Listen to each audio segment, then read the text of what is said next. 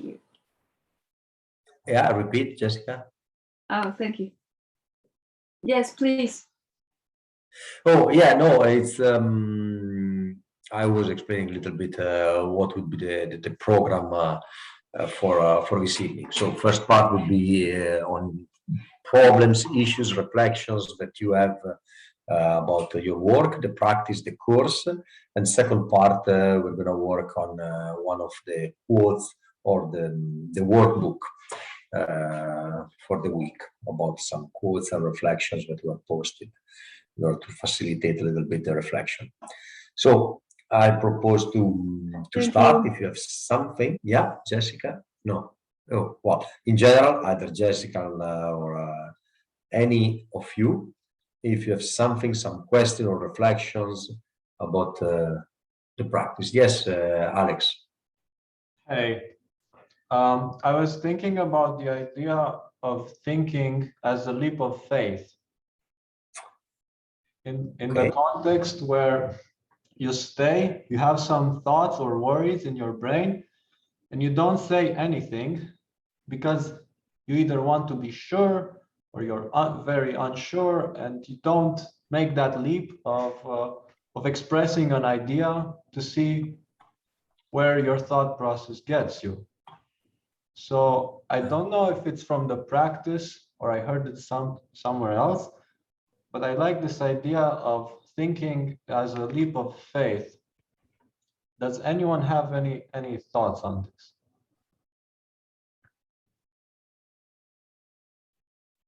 No. Oh, let me give you, Everyone I have has a not. thought about it. Let me give you an example.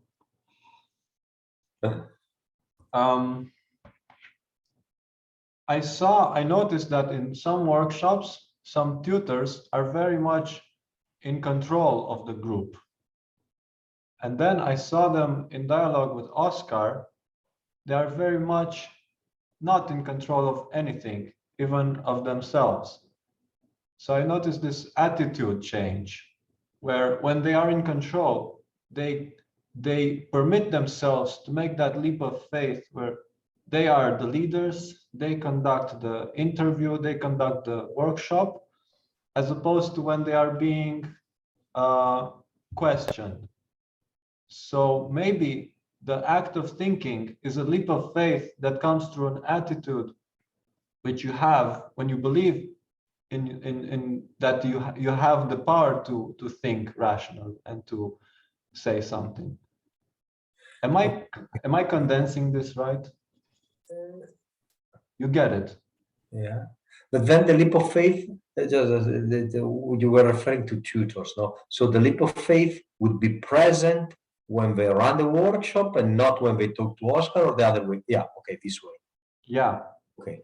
Yeah, and So- usually the group, this is a theory of mine why people in the group are silent.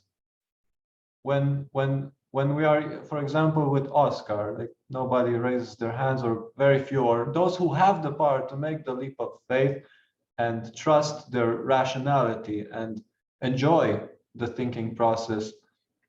So whenever we are in a larger group, me, for example, me, I lack that courage to speak my mind, to have a leap of faith and start a thought. Yeah. And then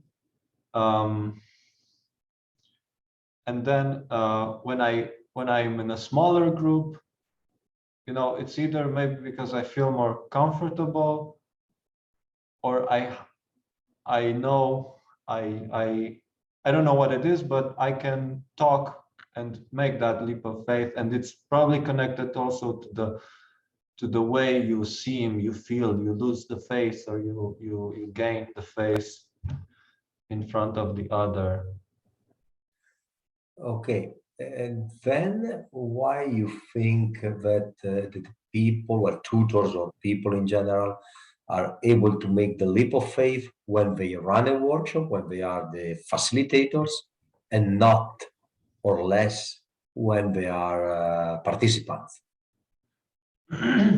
I think if there is someone with an attitude of confidence and experience stronger than them, they know this and they feel this. So they become submissive or followers instead Okay, of. so it's all is the hypothesis. What you bring is a matter of power. So Yeah.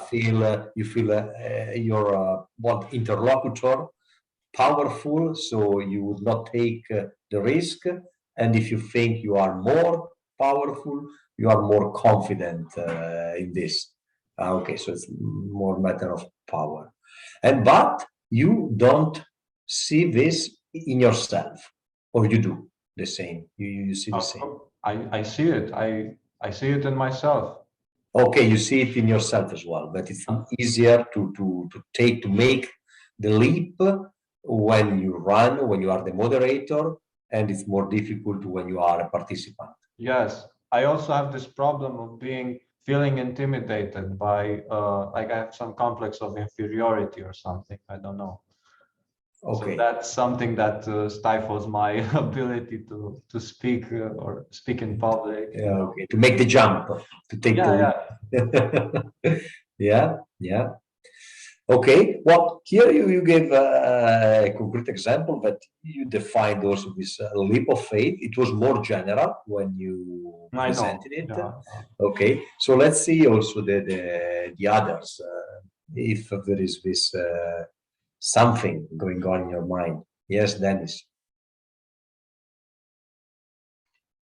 Yes, I recognize this idea that also as a consultant, as the philosopher, that the more you practice, the more confident you gain. So it becomes easier to have the leap of faith or to be in the process itself. And in the beginning, when it's still very fragile, you focus more on results or something, so you're less available. And I also noticed in myself that depending on the client, if I'm more free and more available, or if I think that the client is maybe more of a challenge, then I get more nervous as well. So I think this element of power and confidence are definitely present in your ability to go with your thoughts and to stay in the moment and to speak out. I don't know if it makes sense.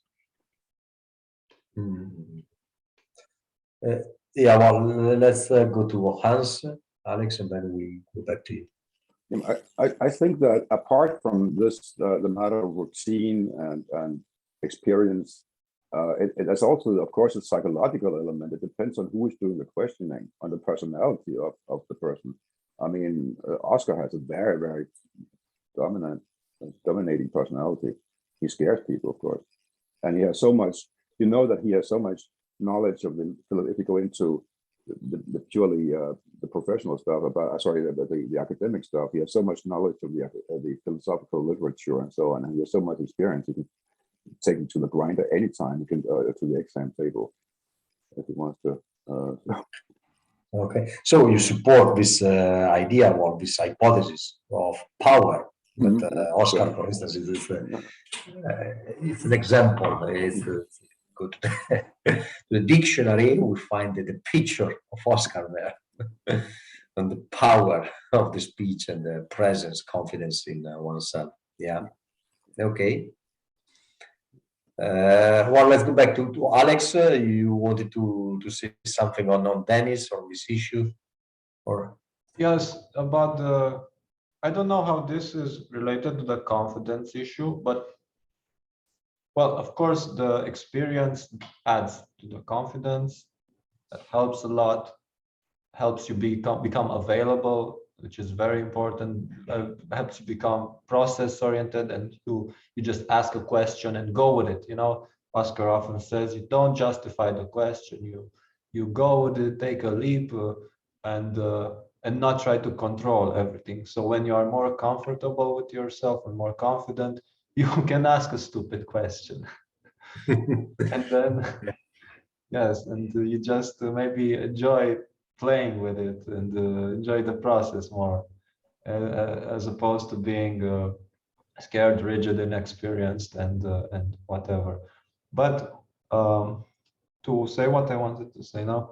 What I noticed, how I noticed this about the attitude of the counselor and the confidence was through comparing how one of the tutors, two of the tutors are when they are with us. Like in attitude, they can be quite arrogant, or maybe that's my perception, arrogant or laughing, or almost bordering on the mocking. But of course, these questions might sound like insults sometimes, so it's normal. But then I see them in relation to Oscar, how they diminish completely that kind of arrogance or making fun. They become humorless when questioned. They Yeah, go off. So it's a huge contrast between how some tutors are with in relation to me. I can't speak for yeah. everyone, and how they are in relationship to Oscar. So I think that's, and not just one or two tutors. That's not it's not a general thing. But that was interesting for me to reflect on their attitude. So when they have the power, they completely seize it and use it, and when they are in the shadow of the greater philosopher, they become rabbits. Yeah. Okay, well, then I have a couple of ideas. I want to elaborate on this, but let's go to you first. Jessica, you wanted to say something. I was thinking that other thing that I think it happens, for example, in Oscar seminars, is what is like consumerism, that we are, well, at least me, I feel comfortable just seeing the show, the spectacle. It's interesting, I like it, but why should I go and participate with the risk, obviously, that I've been that I could have been bothered? So I just, and that I think Oscar has already noticed that and tells us once that he saw that there's a little bit of consumerism, just seeing the show, the thinking process, but not engaging yourself in this thinking process, but just seeing the others doing it. Yeah. It was addressed, this consumistic consumer attitude during the workshop. But then how do you elaborate or connect this with the leap of faith, what we were mentioning before?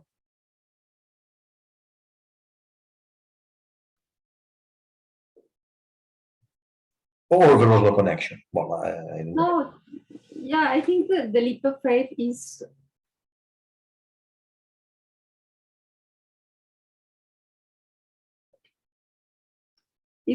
to dare to go for the challenge no matter what happens.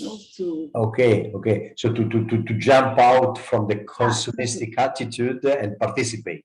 And comfort place you are, and in your space, not bothering by anyone. You have to dare to go for the challenge, and that's it. You like to think, so what's the problem? You have to go out and do it when whatever it ends. We don't know. Yeah. It implies a more active way of being, not passive. You have to be there, and let's see what happens. It's connected to take a risk.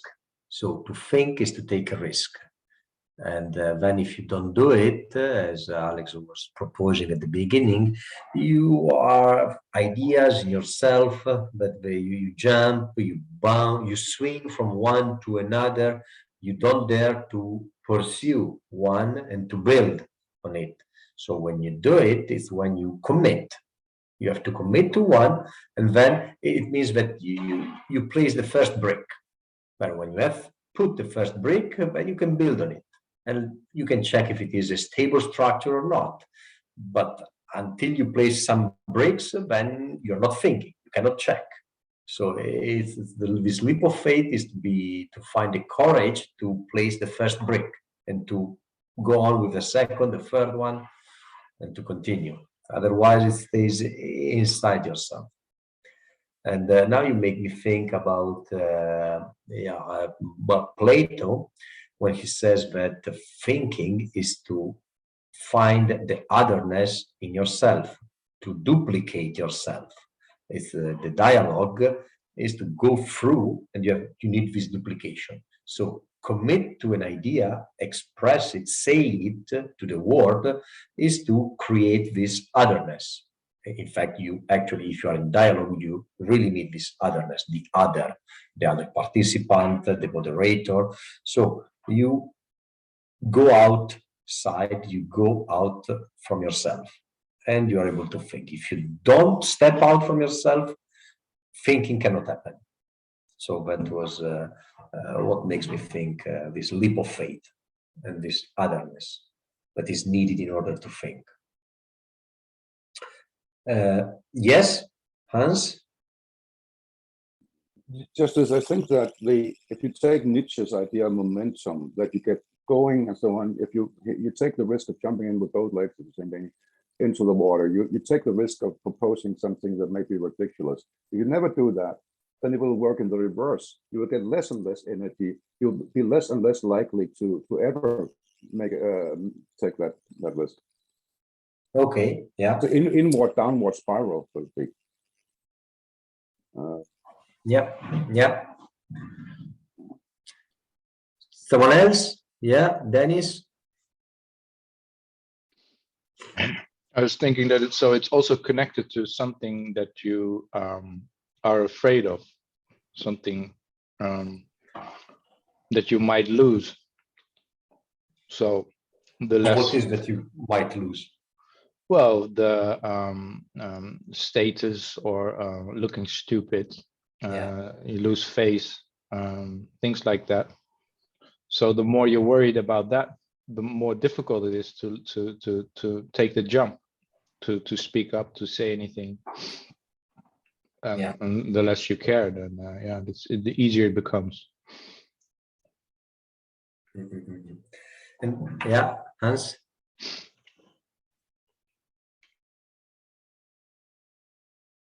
No, it's not open. You open the mic. As Oscar says, Hegel says that the first error is the fear of the error. So fundamentally, being afraid of appearing stupid, that's the most stupid thing you can do. So. Yeah, the fear of the error creates and produces errors. Okay, Alex, wait a moment. I wanted to check Rene and Megan, but they joined a bit later when we have already initiated the conversation. Are you with us? Can you follow? Megan, Rene? Yeah, okay. So if you have some idea, thought, don't hesitate. Okay, Alex, you wanted to add something. Yeah, I wanted to say about the self-consciousness, the negative self-consciousness that we might feel when there is someone wiser than us present. Because normally we don't have problems in our day-to-day lives making leap of faith, saying stupid shit, and just seeing what we get away with. You know, like we are awful. We just say, if we are not ordered enough or smart enough or sincere, we just say stupid shit and see if we get away with it. But then if we know someone wiser than us is present or is more disciplined, then he's like a mirror to us. So in a way, like Oscar, because he does this so well, he's like the ultimate mirror. So it's very, very intimidating for me, for example, to say almost anything. And he's there to remind us that we are not good enough in thinking. Kind of, Okay, so there is this intimidating feeling of yeah, inferiority, what you Yeah, said. but it's from here. It's from here. I don't have to be erudite or know, have read the whole philosophy of history to be able to, in a normal way, to be able to speak to someone who is erudite, who is very wise. Yes. So I would just need to be sincere or be open to ideas, not be rigid or stuck in my own preconceptions of what it is to be a human. Like, Yeah. but each of us, as I'm reading these archetypes in the lessons, each of us, we each have a certain predisposition to a self-punishment, something we have to live with. And that is highly related to how we relate to others, how we interact with others. So we are speaking about dialogue, which is this main form of interacting between humans. So I forgot how I got this idea, but it was from something that Dennis said. I lost it because I lost it. It was about having some trouble expressing your idea, and it is based on the punishment that you have for your from your archetype, from the way you are. That was the Okay, well, Dennis was saying something about look stupid or yeah. So because each archetype has this weakness. One doesn't want to look stupid. One wants to keep what they have. One wants to whatever, and that weakness manifests itself as a punishment if the challenge is not accepted. So then my punishment, for example, here is to be forever closed off because of not having the courage to surpass the finitude of my being, the limitations of my thoughts. okay. So the punishment would be your eternal condemned to do something. In your case, not to exit your own and not to go out from yourself. Yeah, and to be closed. Condemned is the good word. Is a good word. Yes. Yeah, okay. Yeah. Dennis, yeah. Go No, ahead. now you're talking about archetypes. I almost feel like playing like the archetype game. Who is what? Yeah, it's addicting. Yeah. The archetype business, man. You go around and you see you like tarot cards. You see Yes. this archetype, this one, and you see a card jump behind the head of a person. That is the Joker. That is the Very death. nice. Who wrote all the stuff? The archetypes. I don't know. I don't know actually. Originally Carl Jung. What? Carl Jung. I know. Oh, no. Yeah. Okay. The lessons. I mean, No, the no, lessons. I think it's, if I may, I think it's sort of a condensation and a recount of that by Oscar. And it was something I wanted to bring up. There was something about, for instance, the princess. He says something about little girls will so and so, and that's I think it's a direct quote somehow from Jung. And it made me think. It's been a criticism for many years of Jung's archetypes as being gender fixated and gender stereotypes. And I thought maybe actually some of them could be said to be, to us now, to our mind, hopefully, pretty useless because they are based upon sexual gender stereotypes. They're very sexist. I'm sure that Jung never thought of, say, the Cinderella, sort of the possibility of a male Cinderella. You can't have that. If you ask him, he say, "Of course not. It's a woman." And there are the loser. I think even the most ardent feminist would agree that men should be allowed to keep the loser and the Lucifer. But wait a moment. Yeah, I understand that maybe Jung, what you propose, that Jung proposed the archetype in his approach of a gender. Mm. But you can use many archetypes without gender issue. You can apply the archetype to whoever. Yes, like yeah, the loser that you said. yeah, I must say, for example, the loser, I think it's universally agreed that the loser or the Lucifer will be a man. The loser for the good reason that ambition was not required of women in the days of Carl Jung. No, well, yeah. But and you can, of course, it's not just a matter of linguistic style. It's a matter, a core matter, I think, that some of these archetypes, we can find certain, there are very few people who are just one archetype, to say that. And there's something. Yeah.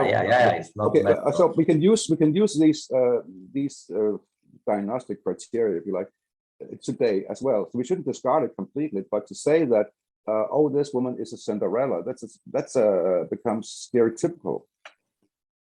Yes, well, So- the archetype is a bit stereotypical. No, we define a profile with the archetype. Yeah. But okay, let's see. But there were a couple of hands jumping up during your speech. Dennis. Yes, in reaction to the criticism on Jung, he did say that the anima and animus are male and female qualities in every human being. So he didn't proportion one to the male and the other to the female. So he said there were qualities in both. So I don't think it's very sexist in that sense. Okay. Well, I don't know Jung that much. I read few things, but so I cannot say what is the Jung approach or view. But yes, Jessica. I don't know all of you, but I read the archetypes that being capable of apply to me, female and male. As I can recognize the princess, for example, in some males, in some that I know, or equal Cinderella or whatever. So I read them as equally applying to women or men. I don't know, what do you think? Because otherwise it will be totally gender biased and well, horrible. No, it's not that the case, I think. Yeah. Yeah, wait a moment, Ansel. Let's go to Alex. I don't think there was ever an issue of one archetype being assigned to a sex. I don't think it was ever an issue. I don't know how it was in Jung's time, but I don't know why we are discussing it now. Well, anyway, what independently, if there was a gender issue or not, how we use the archetypes is not gender related, is more applicable to a behavior, and anyone might have a Cinderella behavior or loser behavior. So yeah, and Hans, yeah, I see what you want to say. It's not like it's something that I invented. There has been this criticism for many, many years, both of Jung and Freud and so on, being hugely sexist. And you take something like, we talk about, I was very surprised that no one brought that up to Oscar, about the imposter syndrome, for instance. I read a PDF from the Harvard Journal of Psychology saying, with this headline, "Stop telling women they have imposter syndrome." It's almost— Stop it, I'll repeat. Stop telling people, women, that they have imposter syndrome. The imposter syndrome is in modern psychology associated with women in general, and so many many feminists regard that as very sexist, and I think. Okay, yeah, I understand that there might be a background, or in some cases it might be with gender connotation. But I went through the imposter text. Well, not all of it, but I missed one chapter. But I didn't find any gender connotation in the imposter text.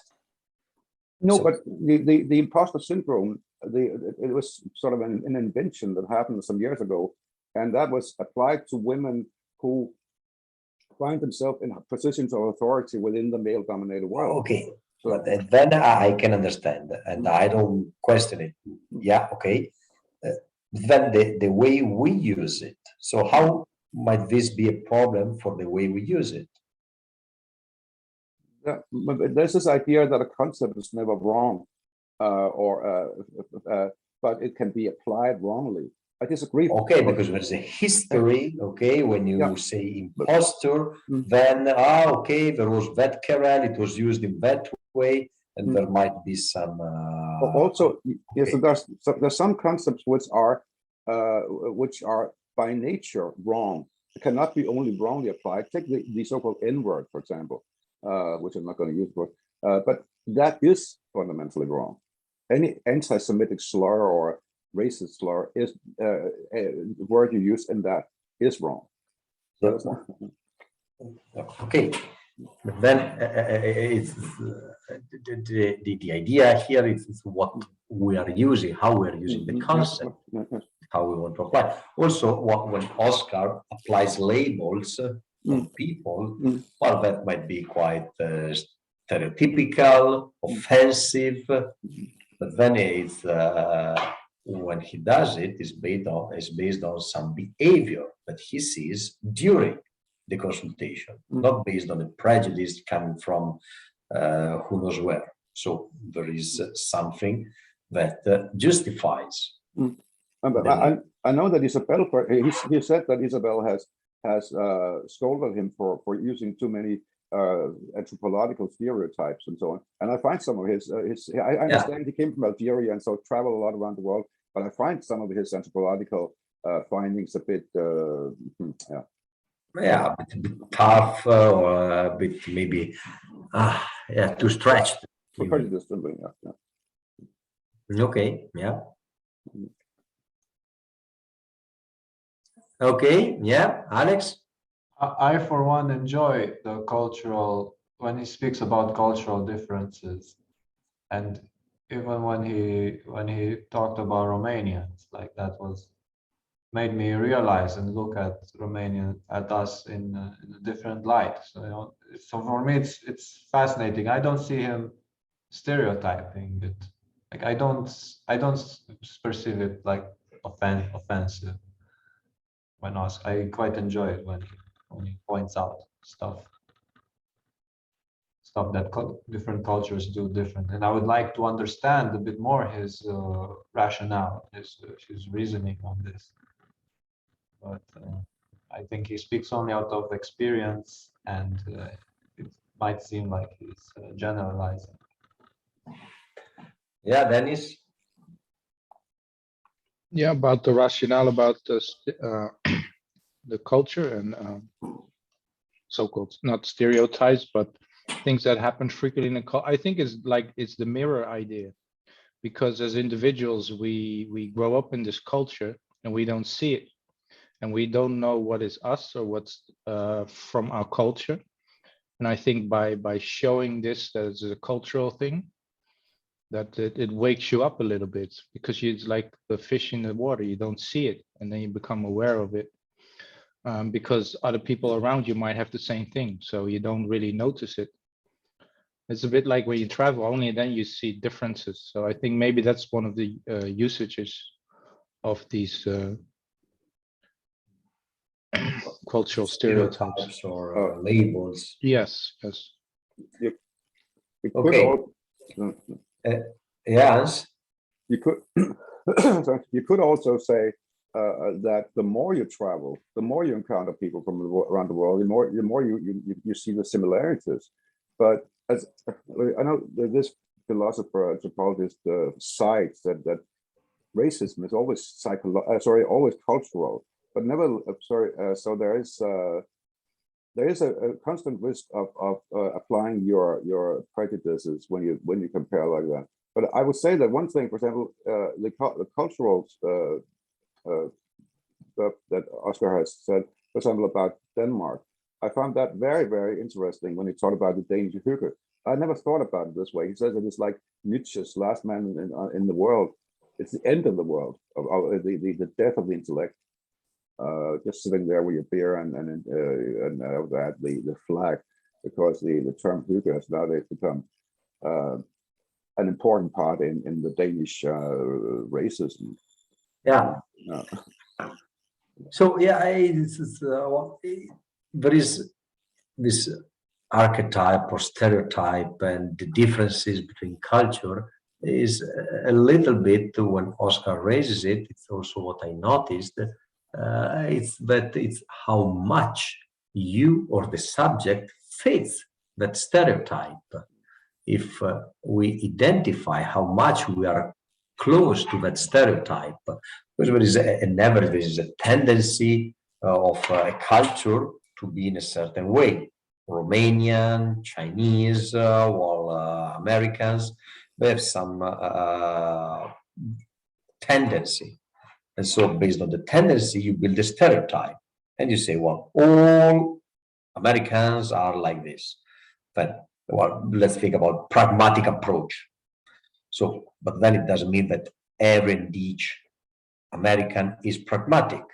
But it's in the number, there's a tendency, there is this profile, but pragmatism is a feature of America, just to take one.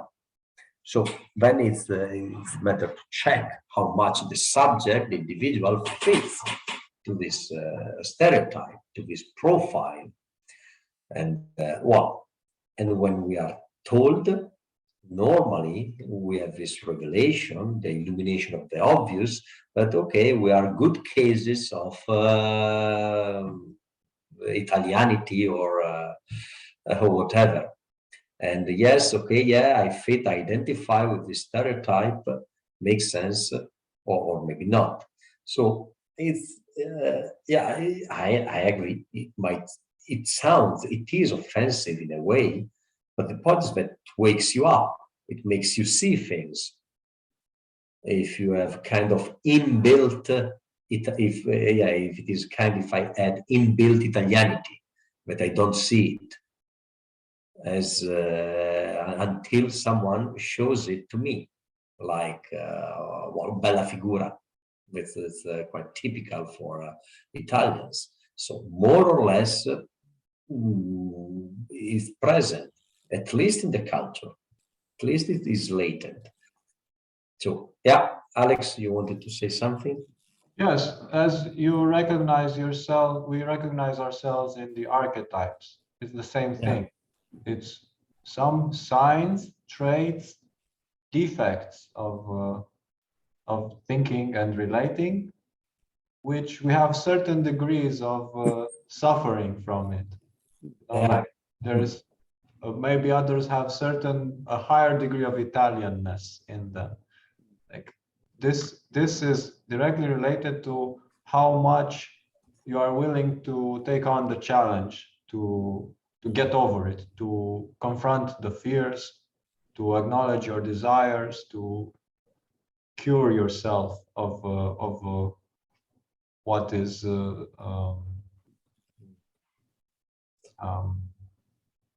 stopping you from being an authentic being. Yeah. Yeah. Jessica, yeah.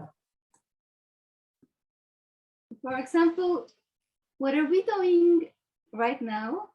We are having a comfortable conversation, or are we really trying to challenge ourselves by thinking right now in the minutes that have passed?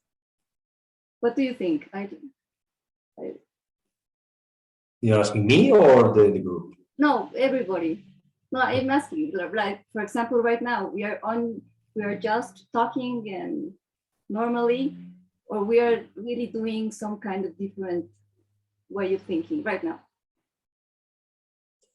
Yeah, well, there's one hand. Let's go for Dennis. I think this is a silent criticism that we're just chatting and not thinking. And it's a polite way of putting it. Yes, it is. Okay. Yeah, so let's go with the criticism now. So say the criticism. The criticism is that we easily, all of us, engage in this kind of conversations, in these workshops, and we are not really doing something different from a normal conversation. Maybe we are talking about philosophical practice. No, wait, Jessica, let's go back to your question. Do you remember your question? Yes. What's your question? Are we doing a comfortable conversation, or we challenge ourselves, like trying In to thinking. think? Okay. Then he said that, well, this is not actually a question, this is a hidden criticism. Yeah. So actually, you are not asking a question, you are dropping a criticism.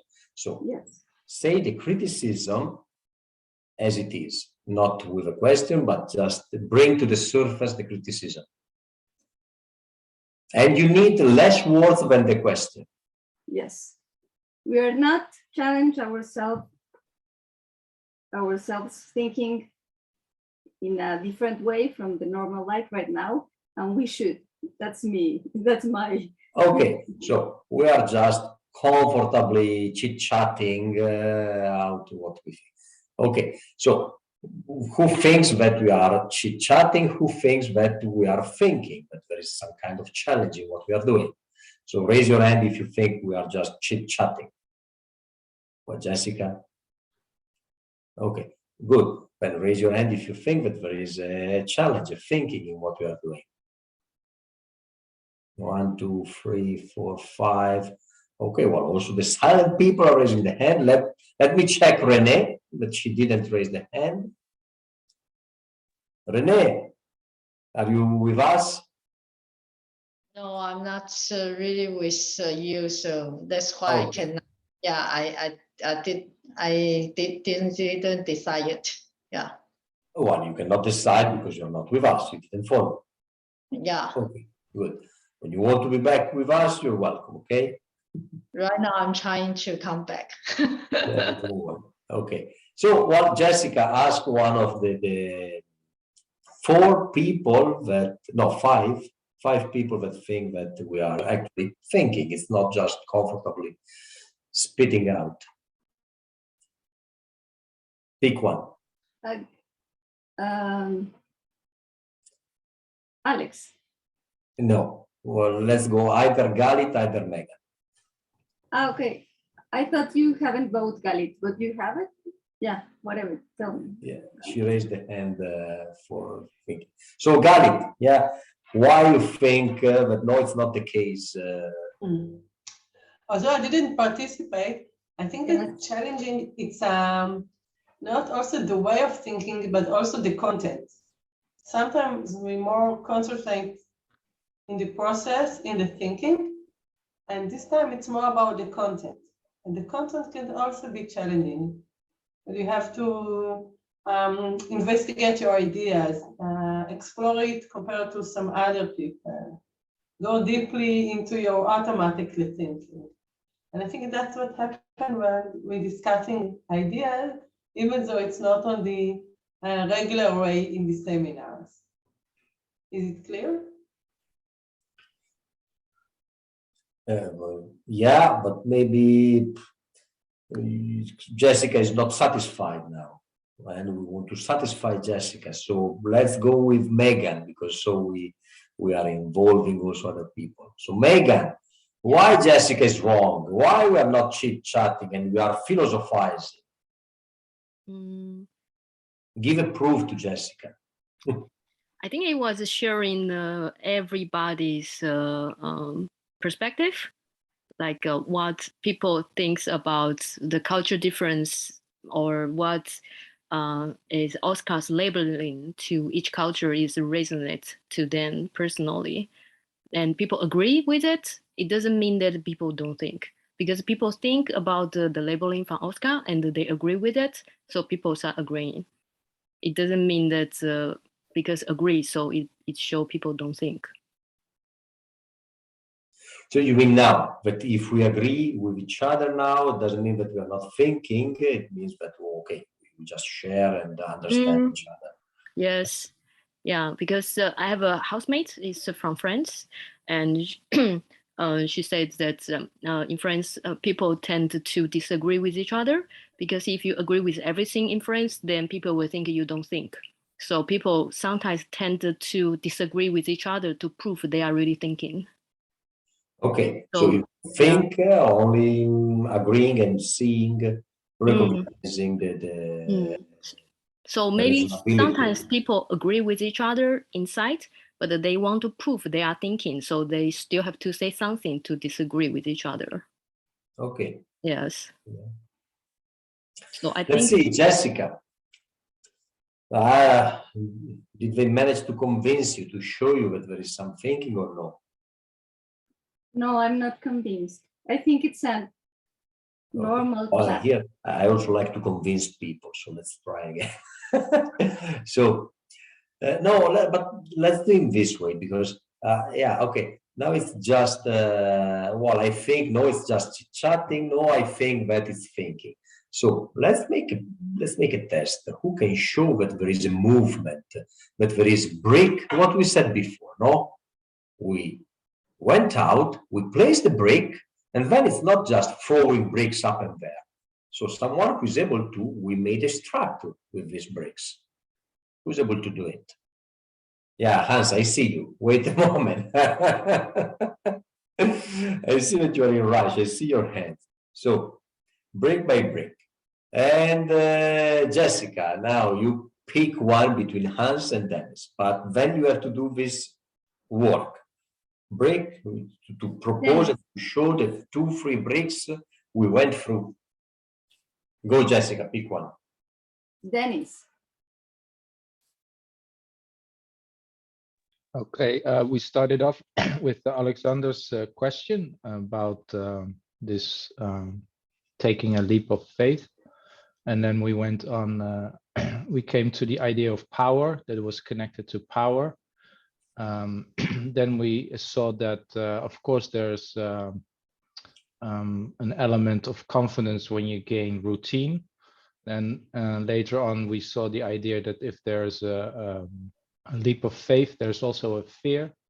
And then we saw Alex mention that there is this fear is a different fear for different people, depending on the archetype they are in the category of the archetype they fall into. So each person has something different to lose, maybe, when they speak up and research their thinking. That was one element we discussed.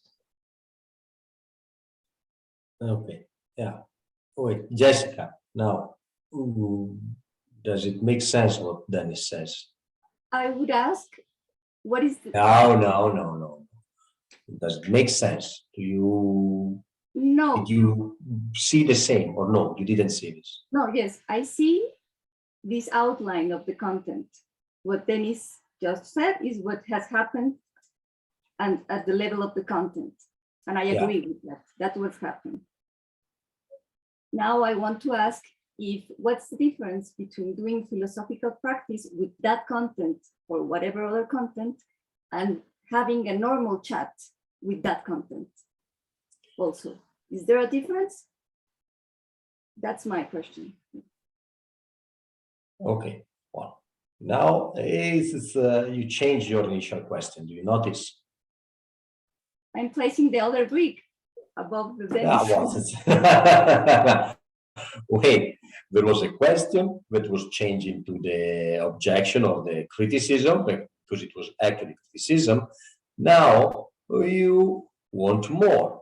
You agree, okay, it's not chit-chatting, it's a philosophical discussion, but it's a philosophical discussion as I might have with my friends. Okay, then let's stay with your initial criticism. Do you drop it or you maintain it? I maintain it. Yeah. Okay, so we are still in, this is not thinking, it's not rigorous, just placing our opinions one next to the other. In a different way from the ordinary way we do with whatever person we meet. Yeah. Yeah, well, what's the difference? What's the difference if it is a different way? Oh, yes, there's a difference. We are more in philosophical practice. We want to challenge the other one and be challenged by ourselves, being criticized, being pointed out what is the weakness of our thinking. And in normal conversations, you just go with the content and make a dialogue. But here we are So- more demanding. We are doing something else. Okay, so here in the last 50 minutes, we were also exposing our weaknesses. So thinking about what prevents us from taking the leap of faith.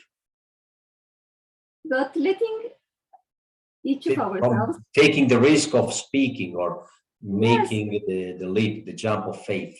but saying our little thing, you know, like, oh, like consumerism, what I said, for example, you know, like our little thing, we just explained that, and that's it. I cannot be challenged about what is that for you, the case, or what do you mean about that, or Okay, so when you proposed your idea of being a consumer, to recognize yourself in this consumeristic attitude when you don't speak, so you wanted to be challenged in that. yeah, because maybe I have self delusion or self denial. I think it was that the case, but in reality, there is not. That's what's happening in consultation all the time. What does it You mean don't that in really reality think is there are not? problems. Wait a moment. So you wanted to be challenged in that moment. Okay. And why? What was this issue? What is that it bothers you? That maybe it's not true that you have this consumeristic approach? What is the point? It's not, that was just an example. Maybe, Okay, but let's go with that example. yeah, it could be, yeah. Okay, so now that when you said it, you recognized that you have this approach, maybe not all the time, but when you don't speak, when you don't take the risk, and you spot yourself observing just because it's entertaining, it's a nice show, and you have this consumeristic approach. Now, you said that you would like to be challenged because this is a philosophical session, so you should think.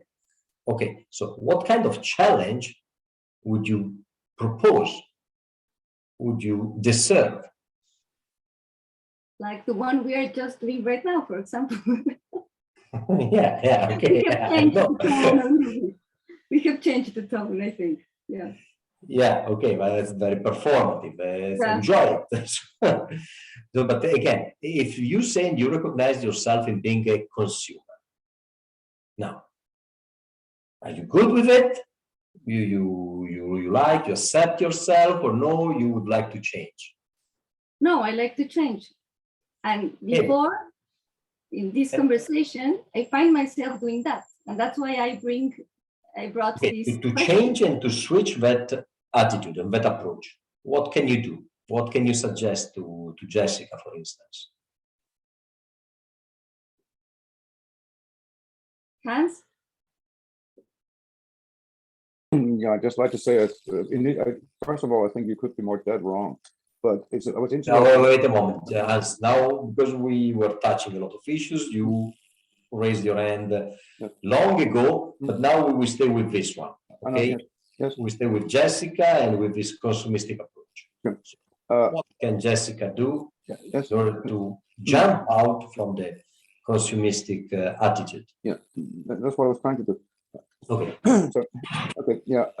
I noticed that Jessica now certainly found the conversation interesting because we returned to her.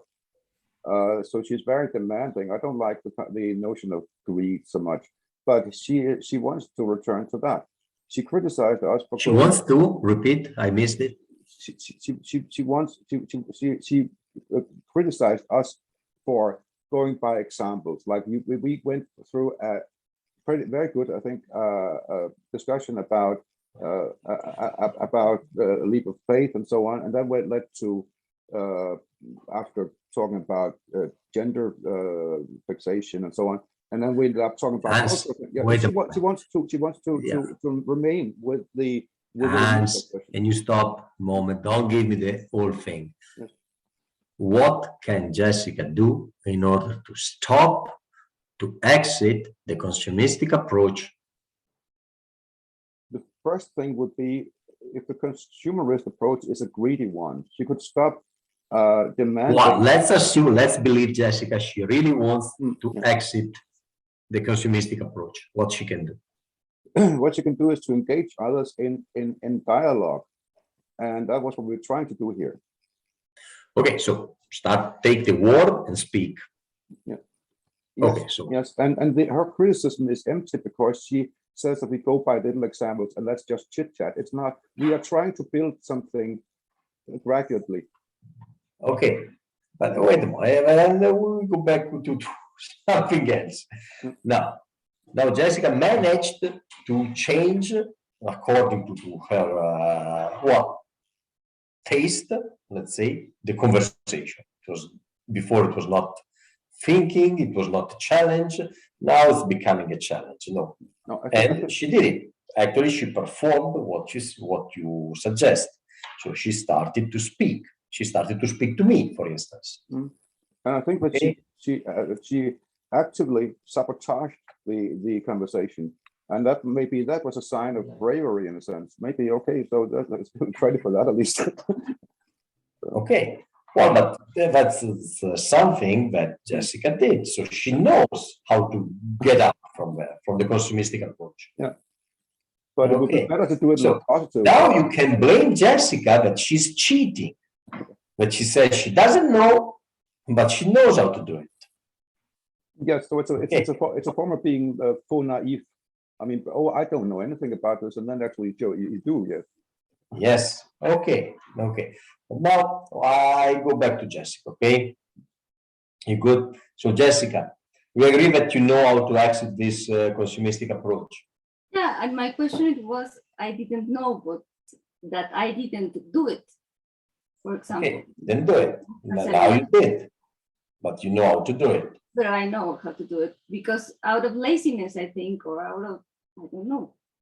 Yeah. I know how. Well, but- okay, sometimes you cannot, but you know how to do it. So Yeah. if you want to exit, then you can do it.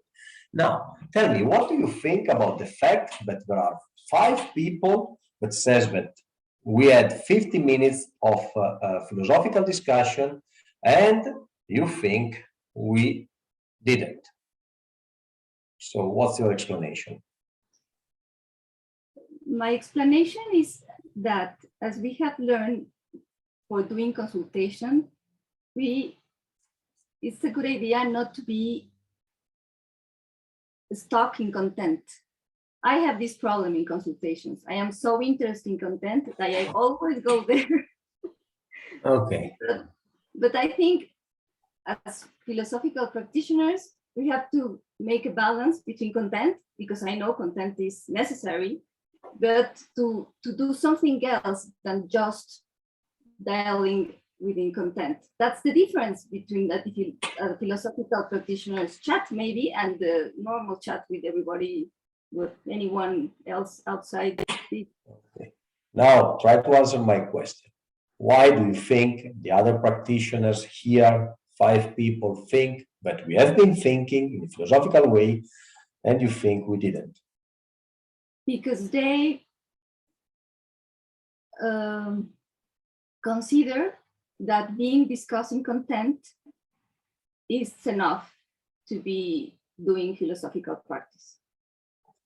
Okay, so you think basically the critic is that they didn't learn enough because they are still stuck with the content. Yeah. Okay, so yeah, it's possible. Okay, so now the criteria for you to have a philosophical thinking is to go away from the content and stay on the attitude. Okay, so that's your proof that we were not doing a philosophical discussion because we stayed too much on the content. Yes, and we didn't go to the attitude. Okay.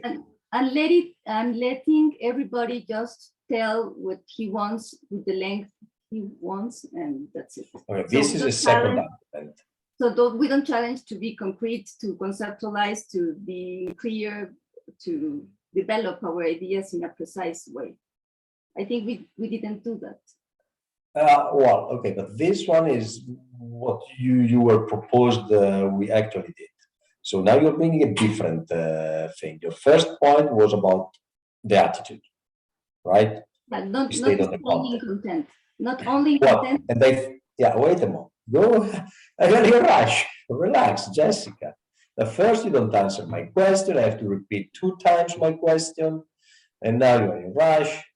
So I like to work on the content, but then at a certain moment I have to make you notice that it's the third time that you don't answer my question. I have to repeat my questions. Okay, so let's try again with the attitude. Why it's so difficult for me to make you answer my questions? Is it only me that has this difficulty, or it's also other people?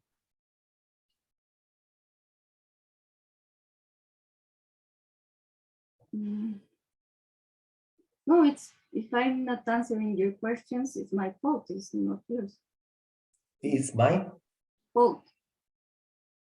well, okay, but do you do this only to me or also to other people? No, I haven't do it consciously. Well, that's good. Now answer my question. Do you do only with me or also with other people? Mm, Well, the answer is easy. yeah, it could Everyone happen. here knows the answer.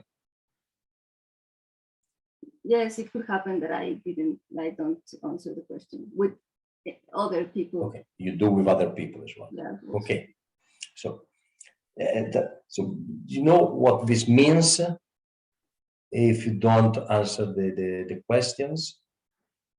What do you know about the person who doesn't answer the question? That I am not with you, I with myself. Yeah. Okay. Might that be an answer for the fact that you think that we have been chit-chatting for 1 hour because you were with yourself and not with us? No, I was interested in content also. I was totally in the chat. Okay, but you were so in the content that you made the subject or challenging the attitude the rule for the philosophical practice. Can you repeat the question, please? Yes. So, since you were with yourself, you have you made an absolute of the idea of the rule that you have in the practice. We have to work on attitude. We have to challenge the subject on her psychological attitude. And if we stay with the content, then it's not enough. It's a loose practice.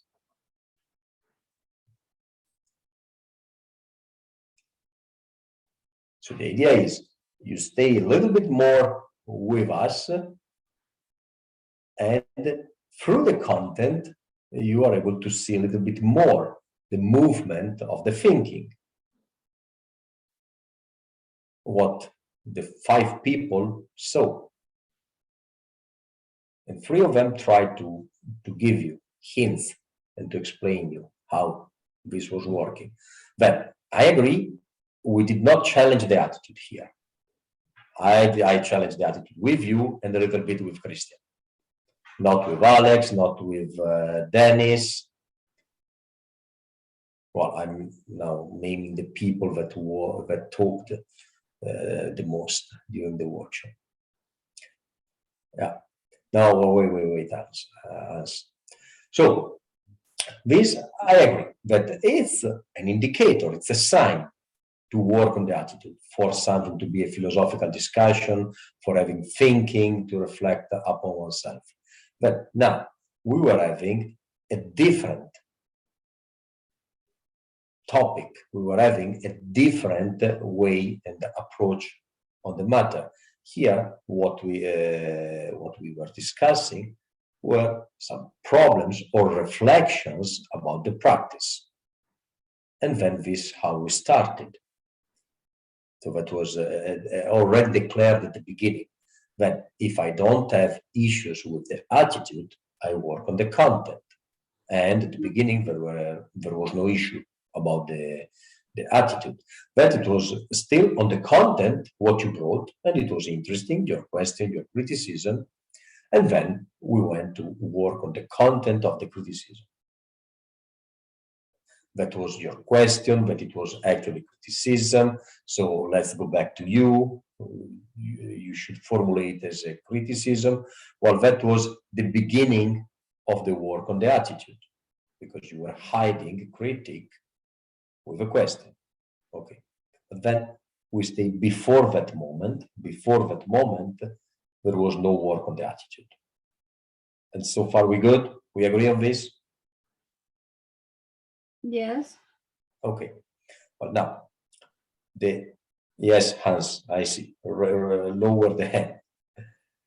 But now, the work on the content. It was this break one on the other. It was led by, there was the last part, it was one question that was, is it fine, is it fair to label people, to use archetypes, to use stereotypes, and to apply them on people and to call them this or that during a consultation or during a workshop, to use nationalities, geographical areas, culture, and then we start to think about it, because Christian raised this concern about, well, but Oscar sometimes goes too far, Isabel scolded him, or make a point about it, and then we were reflecting about the utility, the usefulness of a label, because it might be hurting, but still it wakes you up. And how? And then this was a little bit the few opinions or reasons that I collected, that we shared. Why is it interesting? What could be the truth behind the stereotype? So it's true, but we did not challenge the attitude, but we were bringing reasons and hypotheses why it makes sense, why it is useful to use archetypes and stereotypes in the practice. This was a little bit the movement of the last topic. So yeah, this was a little bit to summarize the idea. Now, I would like to close this, but I'll let, yes, Jessica, go ahead to pick your contribution, your question now, and then we I think it's not rather content or attitudes. I think you can be in content, but doing something else that is more challenging. Not attitudes. I'm not in the attitude business all the time, not at all. But I think, I don't know the answer, but I think we can address, and we should think, all of us, content in a more dynamic and challenging way. I think, I don't know how, but I think it could be done differently as a philosophical practitioners. And not going to the attitudes all the time. No, it's not or content or attitudes. I think it's not like that. Mm. I don't know the answer, really. But I think we should try to find some kind of way to dealing with content as we do in consultation, but doing in a different way. Not just, okay. That's my idea. Yeah, well, got it. And then we go to Hans, but then Hans, you prepare your intervention. Should be short. Got it now. In the second thought, I agree with Jessica. I think I was more in the content, but I think that while I listen to Jessica, I understand what does she miss. A more critical thinking, for example, conceptualize what we're saying, or react to each other, criticize what we're saying, and thinking about the process of the question. If I'm thinking about it, yeah, I think it was right now. I think that it was quite missing. Like, we didn't have so much interaction between what we said, what each other said. It was only ideas. So I think maybe that what was missing in our discussion, Jessica. Okay. Yeah. And we Yes. usually used to do it, so maybe we're now discussing in a different way, so that maybe there are kind of expectation also in our meeting, so we didn't meet our expectation this time, so maybe it's also Again, part repeat the of last part. I mean, we have kind of expectation maybe from our meeting, so maybe this time the dialogue is a bit different, so we're not meeting the expectation of Okay, of the challenge. You expected more challenge in the workshop. a different, a specific way of discussing things, and this time it's more free. So maybe Jessica expected a kind of discussion, and it's not. Suddenly you become practitioners and you don't enjoy freedom anymore. Okay, well, who wants to speak now? Well, Hans, I go with you, but should be short, eh? Because then there is Alex and Megan. What you said before, you said it much better than I could have said it actually. I just want to add one little thing, and that is that with this render's Jericho's criticism pretty much invalid. In principle, it doesn't matter whether you're talking about the content or you're analyzing the attitude, etc. You go by the steps, by increments. For example, if you bring up La Bella Figura, and I say, okay, if you land and fly from Italy in the airport, all those beautiful clothes, you go to Munich, there's less of it. You go to Copenhagen, there's nothing, only baseball caps. Okay, I'm getting lost. Yes. Yeah, I have already a hard time understanding you, and that's my problem with English.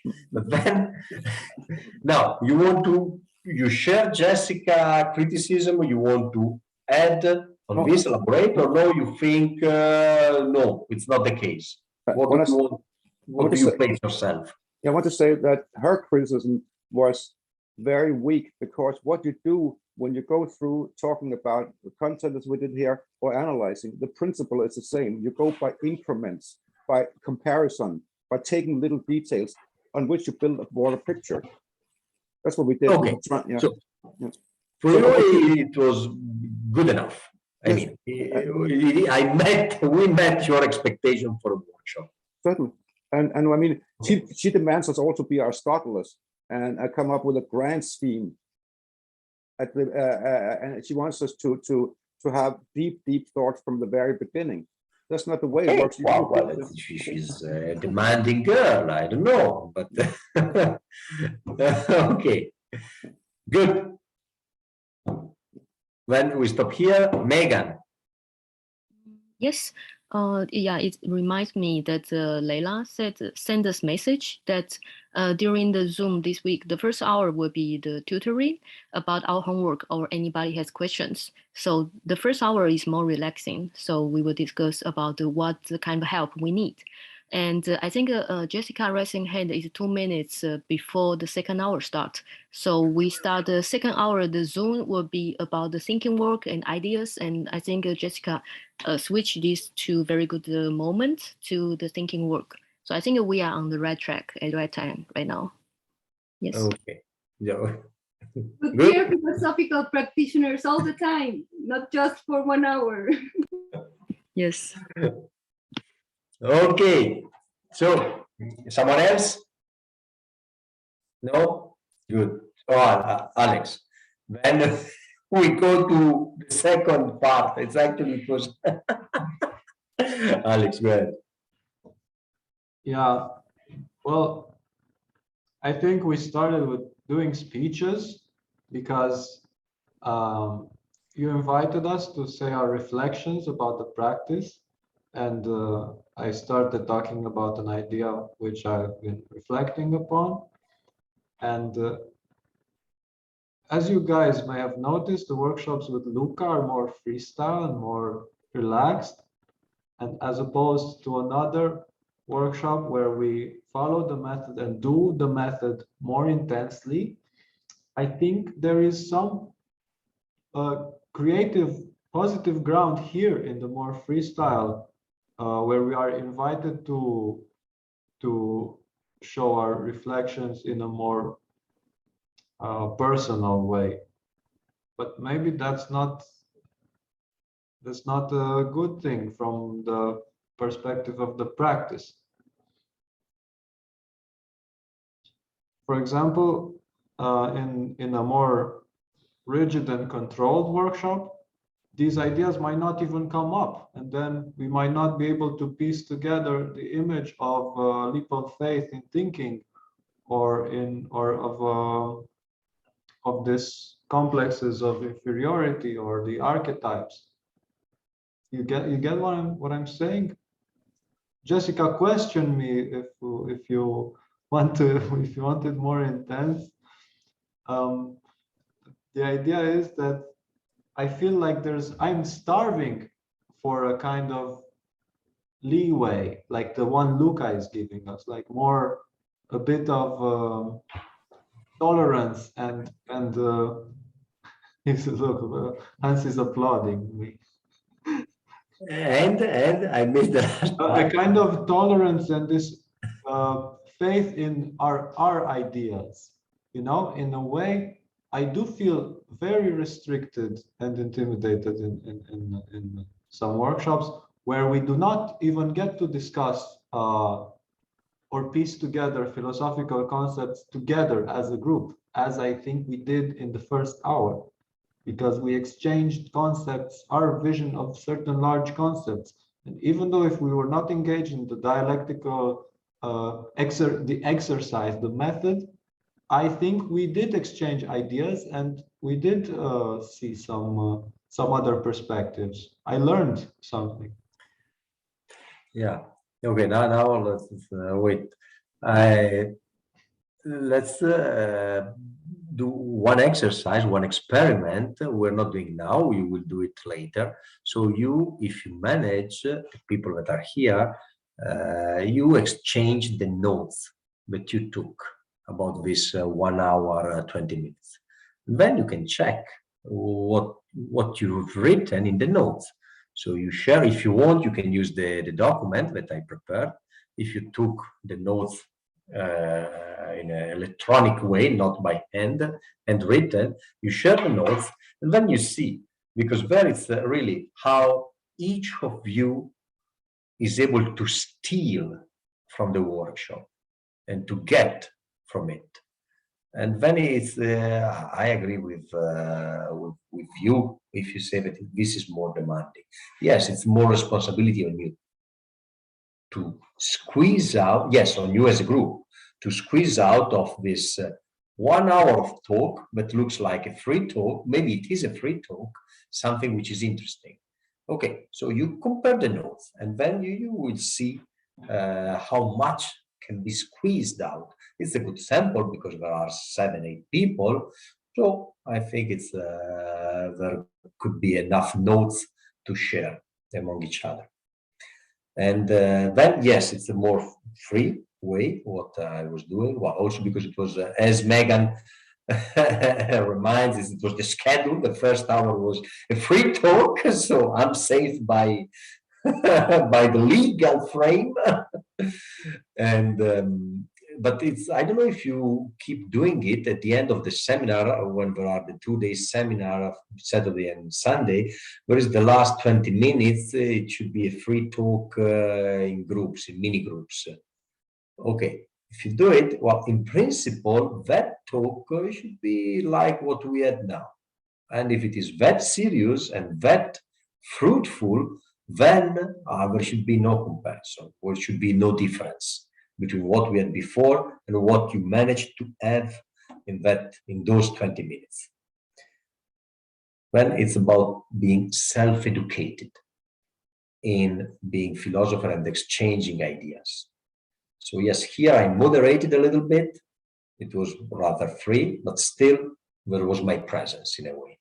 Yeah, Alex. Wait, before you speak, Hans Christian, I want to make an observation. Like this tolerance of Luca that he has in the group can be abused, and even you, Hans, you kind of abuse this because you like the freedom, you like the creativity, you are highly productive person as ideas, and in this way it's easy to get derailed. You notice how Luca often stops you from talking, and he even said that you lost me, and you lost me also. So this is the double-edged sword of this freestyle of way of saying, and how self-educated we are.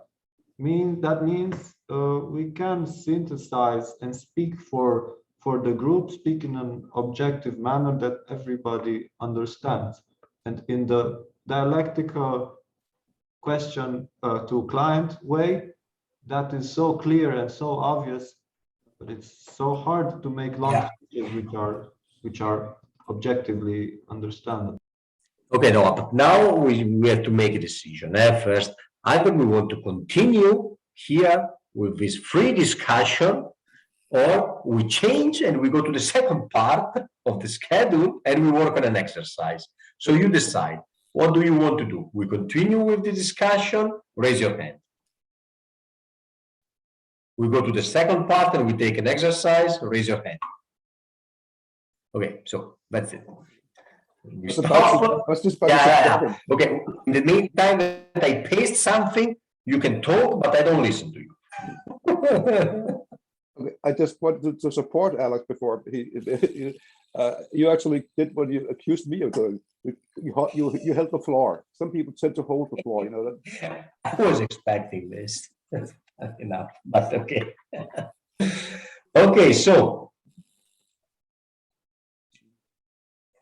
we have here, I pasted in the document, it's actually the workbook for today. I don't know if you managed to read it or to work on it.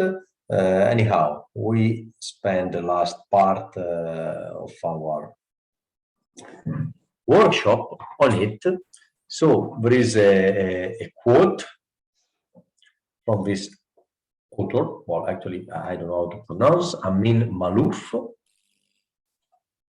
Is it in the chat? I don't see it anywhere. Or is it on?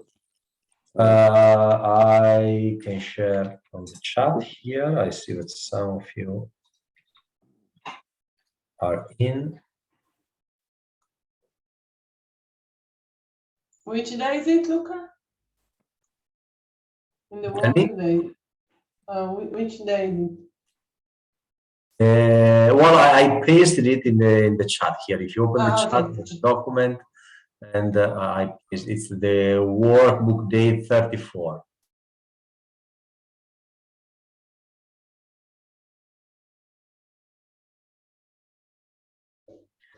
And I think it's relevant for what we said before as well. So it's quite interesting. It connects pretty well. So now the idea, the exercise is, stop reading. Now I leave you a few minutes for reading it. But you read the text and you write one concept, one idea that you get from it. And besides, next to the idea, next to the concept, you write, you explain why you choose that concept for it. So you justify the concept. Good? Okay, good. I leave you 5 minutes.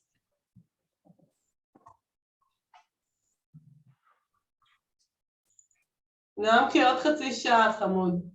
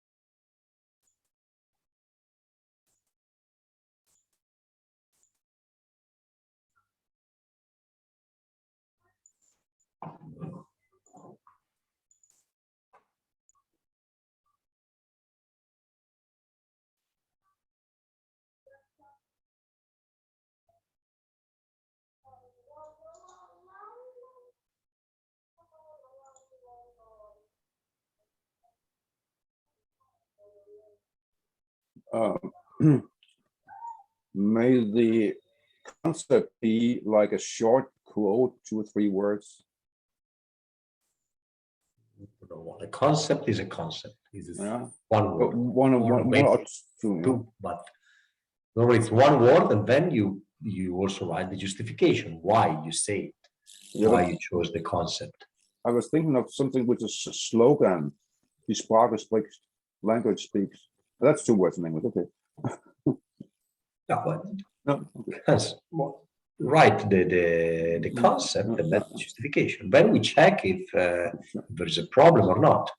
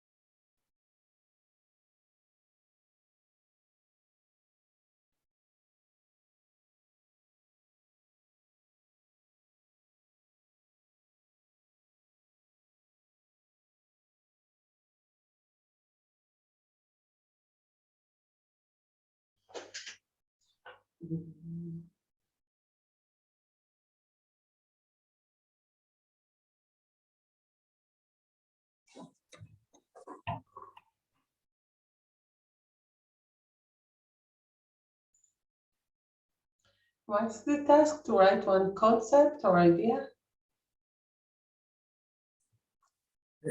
What's the problem, Galit? What's the task exactly? To write a concept or idea? You should write a concept for the text, and then you explain, you justify your concept.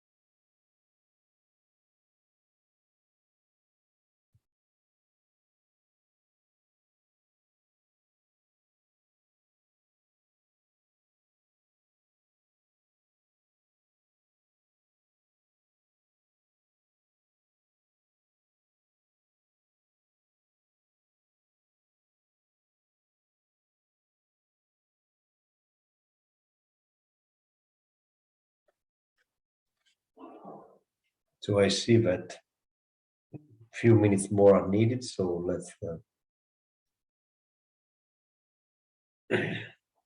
wait a couple of minutes more.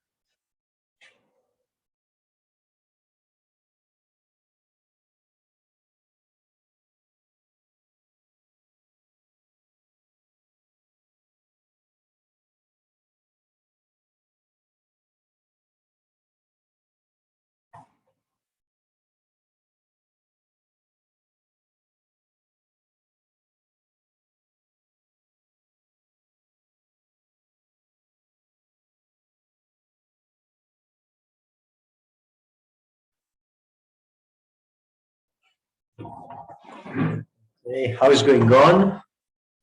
Can we start or what? Who wants 1 minute more? A minute more? Raise your hand. No? Good. We start. No. Yes, good. Many Good. people writing. You're still right. Finish. Okay. So now the idea is to go through the proposal of the other people, of the other mates, and check if there is something which is problematic. And then, if there is a problem, we try to analyze it.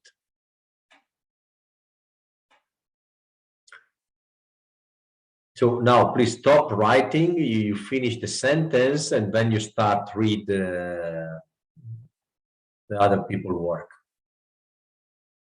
The last one, who's the last one? Is you, Galit?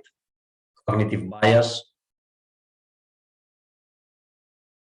Write your name.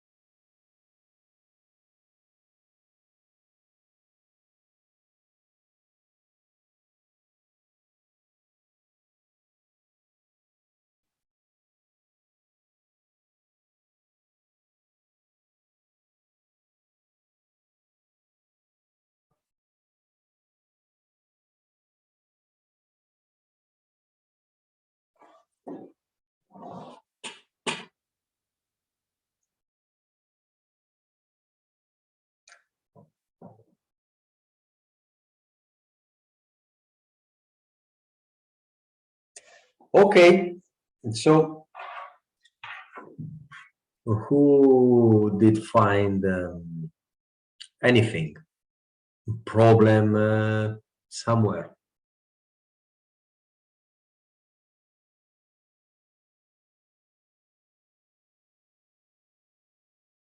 Nowhere? No one? Everything good?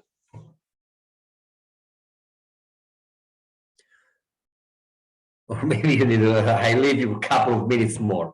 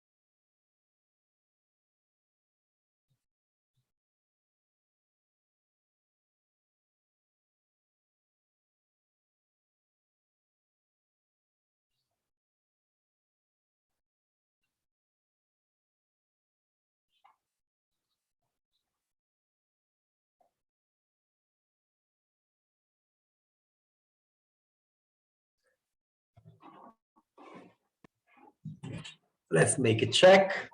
Who found something interesting to share, that wants to propose? Okay, let's go. Dennis.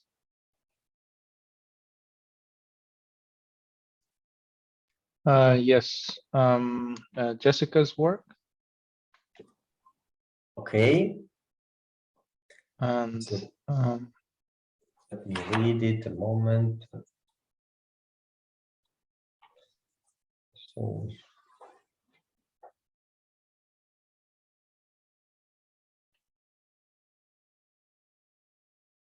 And maybe it's me, but it's unclear to me. Okay, well, let's take this leap of faith and try to say it's unclear. And it's not you, don't blame yourself. Let's try to, what is unclear? She says we use words and we tag people doing so in a certain way is inevitable. Okay, what's the unclarity? The unclarity is in the second sentence, but this first sentence is also, there's two ideas compressed in one. Okay, well, wait, so the second sentence, so in a certain way is inevitable, or we tag Yes, people doing so? We use words and we tag people doing so. So far clear. So far clear. And then Okay. she says in a certain way is inevitable. Okay, so it's neutral in that sense, yes. And then says that could be for the worst or best, but we have to know every word and its tag is contingent. And I don't understand this last part, but we have to know every word and its tag is contingent. I don't understand it. So it's the word that you don't understand? Contingent? I understand the word in a certain context, but not in this context. And, okay. and yeah, step by step. So contingent, what does it mean? What I understand of is that it means that it has certain consequences, certain that it flows in a certain direction. But I'm not. Okay, so contingence. Okay, maybe there is a something that we should work on. So contingence. What is a contingency? Let's see who wants to explain, to say the meaning. Well, Jessica, at least you should raise your hand. Well, do you use it in the same way as Dennis understands? I have to check that if in English is the same. Okay. But I was trying to do that in. Yeah, I see you, Hans. Contingent is something that is valid just for a period of time. So that it's changing. It's something that it's not fixed, but that it's valid just for one moment or for a period or for a second or for. It's not fixed. It's just in a situation, but then it fades. Okay. That's contingent. I was trying to check that. Yeah, well, that's it's no need to check. There are brilliant minds here with us. So, but apparently contingent is not very popular. Hans, briefly, it's a synthetic explanation of contingent. It's dependent upon something. That's what Dependent on?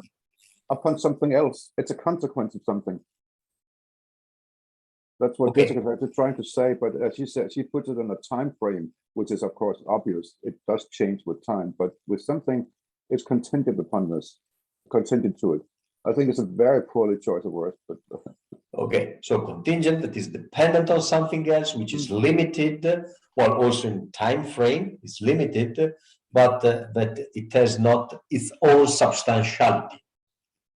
So it's dependent on something else. It lends its substance from something else. So it does have a substance, but it achieves that substance from something else. Yeah, well, okay. If it is dependent, the real substance, the true nature, comes or derives from something else. Exactly. Okay, so it is limited. It's what you can see it's accidental as well. You can approach a little bit in a closer range of ideas. You can talk about a contingent of truth, for example, but that's very different. Yeah, well, it's a different word, it's a different context, but it gives the idea of something which is rather particular, which is not broad, which is limited, which has a time frame, which is not eternal or never ending. So that is a little bit, it's not only about consequences, it's not mainly about consequences. Yes. So Dennis, Yes. you got it. So now that you understand the word, does it make sense, the sentence, or there is still a problem? Yeah, it's still a problem. Okay, so It doesn't really.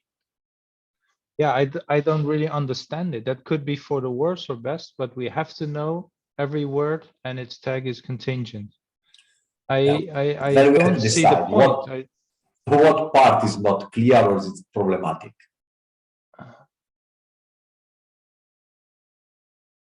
I don't get the message of the what could be for the best or. Well, let's go little by little, and we take the first part, for the worse or for the best. We stay with that one, or it's fine, that one. Yes, it's already problematic. I don't know what she refers with labels that could be for the worst or for the best. Okay, so that we understand what is that, and it's label or tag. Means the label, I think. Okay, and be for the worse or for the best. So you don't understand, you don't get for the worse or for the best. Okay, let's see. We can ask Jessica, but let's see with the rest of the group. Who can explain what is this for the worse or for the best? We have Hans, we have Alex.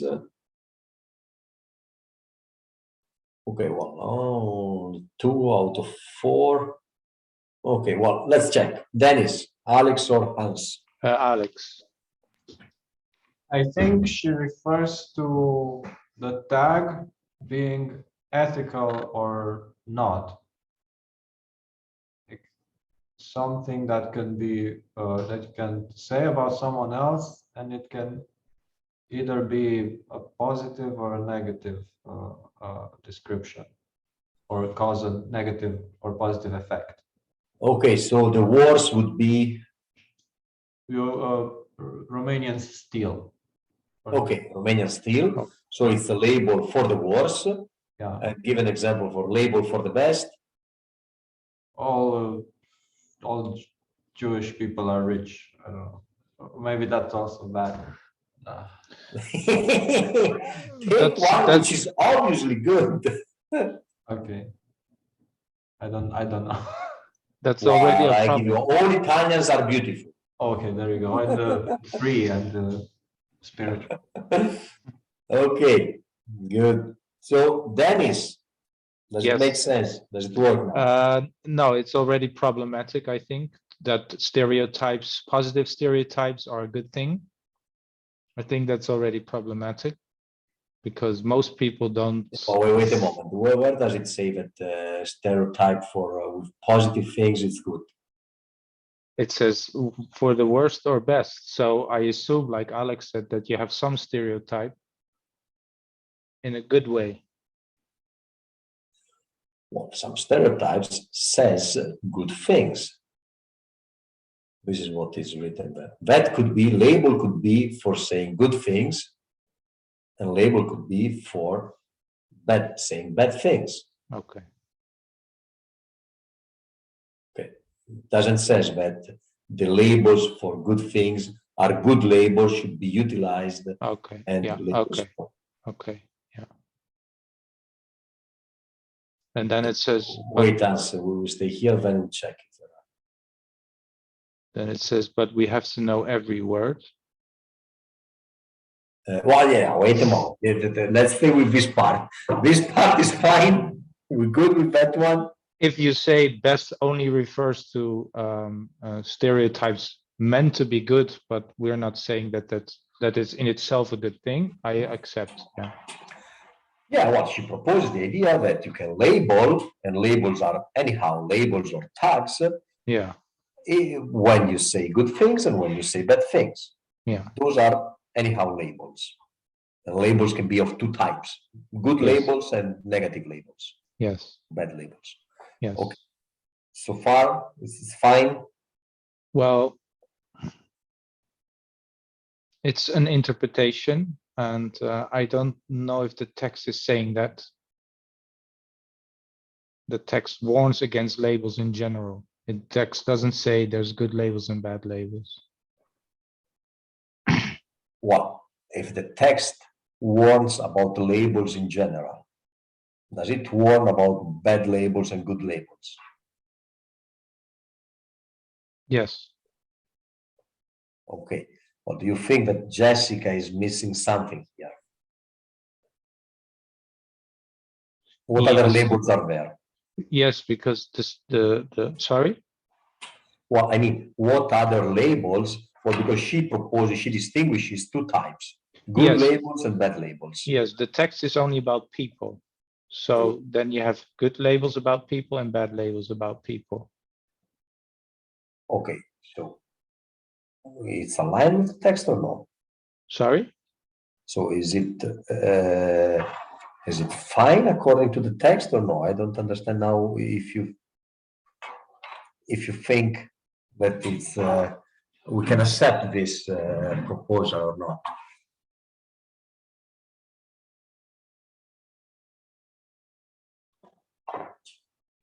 You says that the text doesn't distinguish between bad and good labels. No, it doesn't. Okay, well, Jessica proposes bad and good labels. Okay. Yes. Are there more kind of labels that Jessica leaves out?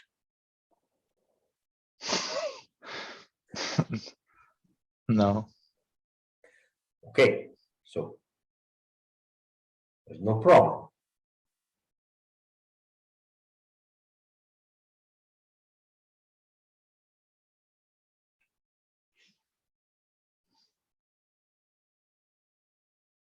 It's strange still. Maybe it's not. It's strange that if the text says warns against labels, and then you say, yeah, but there's also good labels. No, she doesn't justify good labels here. She just proposes that there are good labels and bad labels. She operates a distinction. Mm-hmm. But in this part, there is no justification or no apology of good labels. Okay. Okay. Or you Then see an apology of good labels.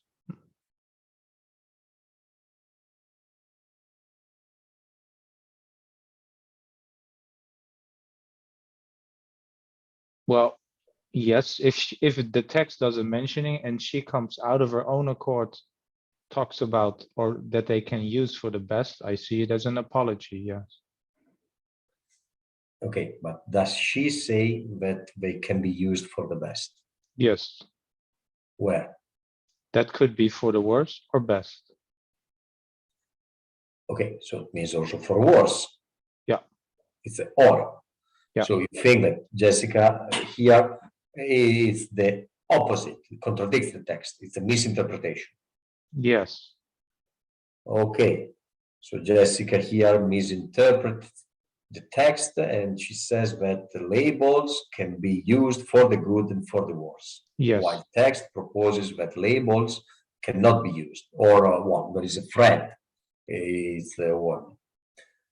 Okay, so let's check. Jessica, is that true that you propose, you make an apology of labels and you propose that labels are good, both the good one and the bad ones? No. Okay, so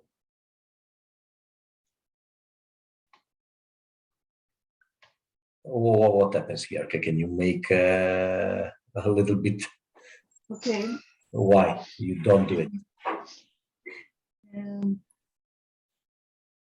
I only mentioned that there are good labels and bad labels, and both are not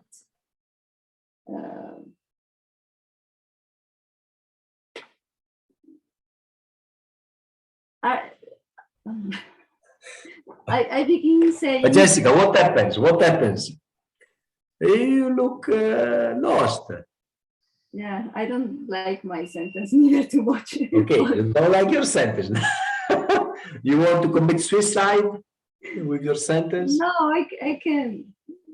Okay, I can, well, but let's. just a little bit, and then I abandon. Okay, well, if you got 2 minutes, let's try for 2 minutes. Okay. 3. Okay. So, with your sentence, do you say that it's good to use labels and to label people? No, no, Okay. not at all. You say the opposite. Yes.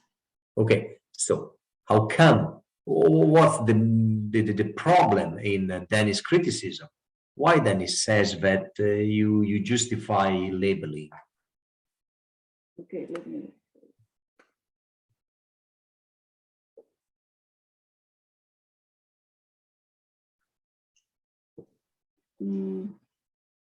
He said that because I used the word best, then I am doing an apology for the good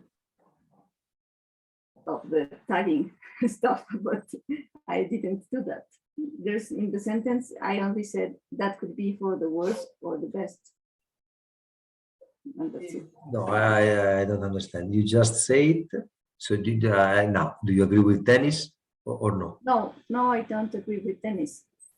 Okay, so if you're not making an apology, if you're not justifying labeling, what are you doing there?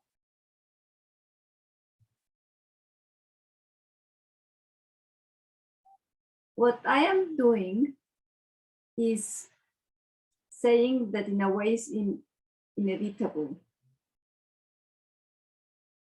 Because okay. in the text, I link the use of the words with labeling. And as far as we use words to make any descriptions or whatever it is, we are tagging. And okay, so you are not justifying labeling.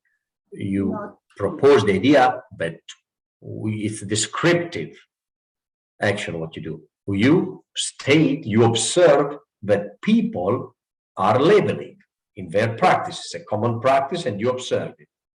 yes. And Okay. sometimes that's not too bad. And most of the time this is too bad to do that. But Okay. as And if also- we relate using words to describe and make a judgment, we are doing that and we don't have any chance to escape from doing that. Okay, so you make a description, you describe the behavior of the people, and you say that this behavior is kind of inevitable. We cannot avoid labeling and Yes. using the labeling system, let's say. Yeah. Okay, it's not a justification. It's Yeah. And but now why are you so you are suffering? You have this face, but it's really there is pain there. Why are you so unhappy? no, it's okay. No, well, it's not. Let me check. It's only me who sees this sufferance, or do you see the sufferance in Right. Jessica's We're going to face? here. Okay, so it's not only me. I mean, it's okay. Okay, I have some companion here, supporters. So how do you justify this pain? It's a face problem. You have a physiognomic one. No, you were saying something. Okay. Okay, actually, you are smiling, you are happy, but you look sad. Okay, well, okay. Good, but then maybe we will find an answer for Dennis. Dennis, now you are thinking. I see that you are mumbling there. Yes. Did you change your mind? I first of all understand what she's saying, that it's inevitable, so we always label, and then it could be for the worse or best is maybe not the best choice of words, but I understand it. Yeah. Okay, so well, maybe you agree that styling from a standpoint of style is not the best, okay? But Yeah. when you understand, it's description, it's not the Yes. justification. Yeah. Yeah. Okay. So if it is a description, you tend to agree. You see this description of the word that people, anyhow, they Yes. label willy-nilly, they do it. Okay, so it's not justification. Now, let's see comments. Yeah, Hans, I see that Now, you want to say yeah. something. Yes. With Jessica's explanation, I understand a little better now, but I would say that I agree with Dennis that there is, there's an implication. She says that the text implies that, say, in theory, a racist slur could be be good or bad. So relative to the text, it's undifferentiated. Okay, well, this is okay. On the issue that we just discussed, you're good. That this is description. It's not a justification. Yes, now I do understand it now. But Okay, good. That one is solved. Now you want to raise a different issue. Now let's stay on this one because we also are already over time. So I want first to close this one. But let's forget about the style now. If it was, now we managed to clarify that it was not a justification of the labeling. So it's not against the text because the text is condemning. There is a condemn of labeling in the text. So here it's just a clarification that labeling in the practice of human beings is something that happens. We cannot avoid it, and labels can be for good things or can be for bad things, but still they are labeled. So, I think she no, I think she no. Wait. Okay. Now, do you accept that here what is written there is a description of a common practice and not a justification of labeling? Yeah. Okay, good. So this one is solved, this issue. We're good with this? Yes. Okay, I want to clarify with this, also with others. Who's got a problem with this issue? Raise your hand. No, this is fine. But yeah, okay, wait. Okay. No, we are on the same page. So you want to raise a different issue? Yes. Okay, what's the different issue? It's a matter of degrees. The author says that it may be a matter of degree. Yeah. Okay. The author says that he realizes that it may be impossible, or what is it, to make people change their practice, and she says it's inevitable. It doesn't. He is saying that he goes on. This is what she misses, to say that we should do our best to. She does say every word, but he says that we should go on to. We should be aware that the language speaks, so to speak. That we. Okay, so now you're challenging the inevitability. Yeah. That word. That the text allows some space to say that yes, it's possible, and Jessica says no, it's inevitable. So that is it's a different critic. The author also implicitly opens the possibility of, say, for example, like Gadamer's so-called form meanings that we cannot help not somehow judging. Yeah, but Christian, that don't rush. We have this issue. Now, let's check if we want to stay here and deal with this inevitability. So who wants to stay here? And we're going to stay here 8 minutes. Max, then we close. Who wants to stay here 8 minutes? Raise your hand. Otherwise, we will close here. So it's going to be only you and me, Hans. So we close here. But yes, there is this new attack. Jessica's statement, it's about inevitability.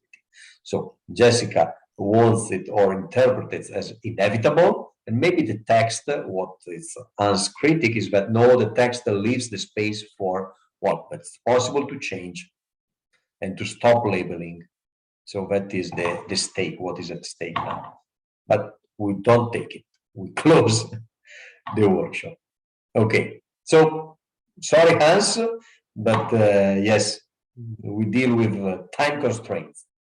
Okay, see you. And if you want to drop comments and feedback, because it was interesting, I also want to understand for myself if I'm too kind and not challenging people. So drop a critic, be merciless, please.